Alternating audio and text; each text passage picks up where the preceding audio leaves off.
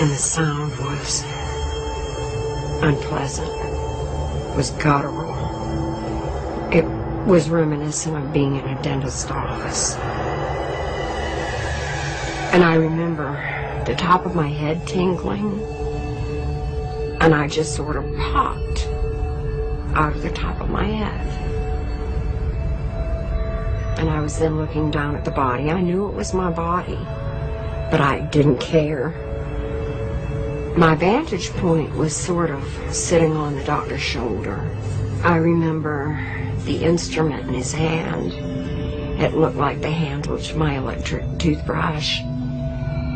I had assumed that they were going to open the skull with a saw. I had heard the term saw, but what I saw looked a lot more like a drill than a saw. It even had little bits that were kept in this case that looked like the case that my father stored his socket wrenches in when I was a child. And I remember distinctly hearing a female voice saying, "We have a problem. Our arteries are too small. Try the other side."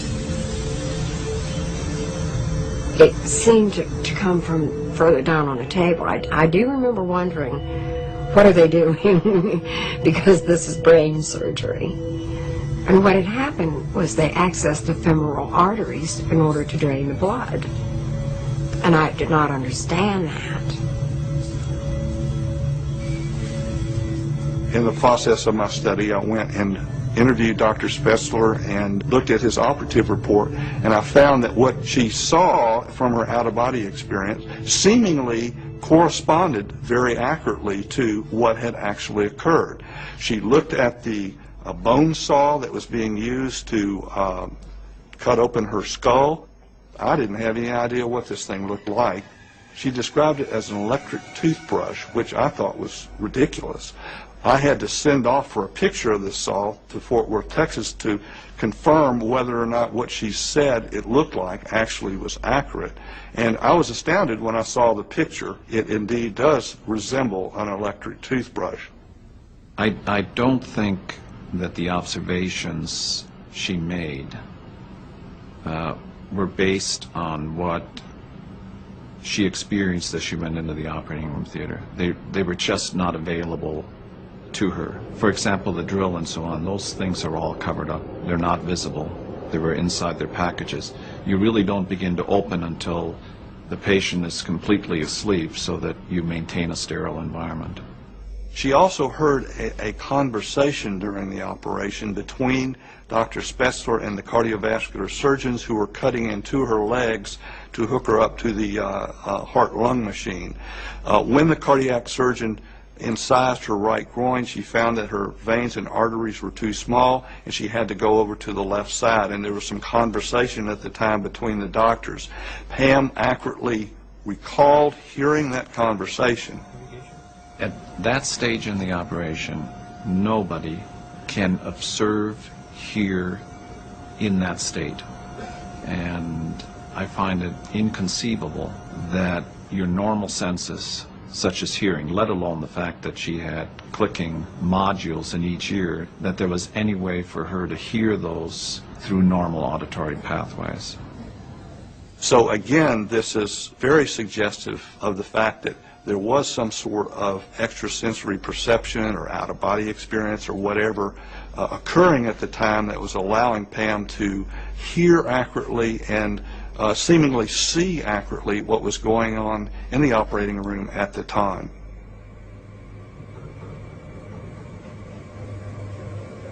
I felt a presence. I sort of turned around to look at it, and that's when I saw the very tiny pinpoint of light. And the light started to pull me. And there was a physical sensation to the pulling, and I know how that must sound.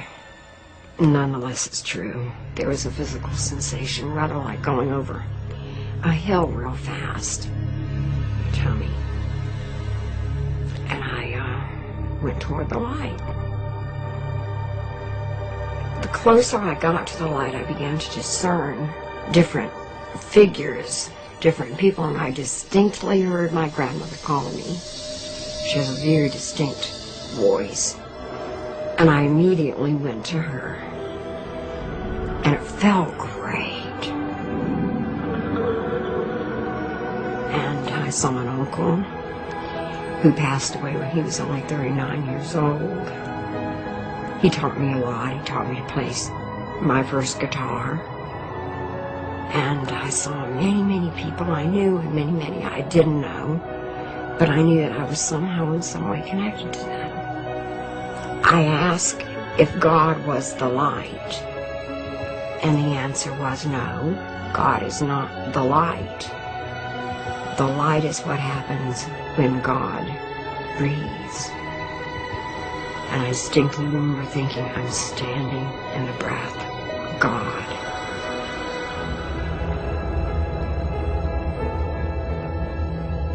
At some point in time, I was reminded that it was time to go back.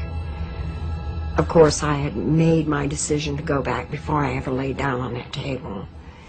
But, you know, the more I was there, the better I liked it. And my uncle was the one who brought me back down to the body. But then I got to where the body was, and I looked at the thing, and I for sure did not want to get in it, because it looked pretty much like what it was, as in void of life. And I knew it would hurt, so I didn't want to get in. And he kept reasoning with me. He says, it's like diving into a swimming pool, just jump in. No. What about the children? You know what? I think the children will be fine. Honey, you've got to go. No. He pushed me. He gave me a little help there. It's taken a long time, but I think I'm ready to forgive him for that.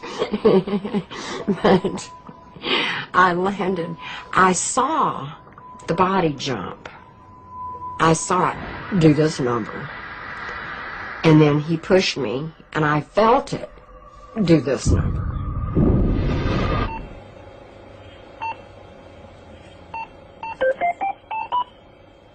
This is a classic near-death experience occurring under extremely monitored medical conditions, where every known vital sign and basically every clinical sign of life and death was being monitored at the time. And that's what makes her case so remarkable and so valuable to us. I don't have an explanation for it. I don't know how it's possible for it to happen, considering the physiological state she's in. At the same time, I have seen so many things that I can't explain that I don't want to be so arrogant as to be able to say that there's no way it can happen. Pam's case points to the fact that somehow she was able to retain coherent perception and memory whilst clinically dead. This suggests the possibility of some kind of mind-brain separation.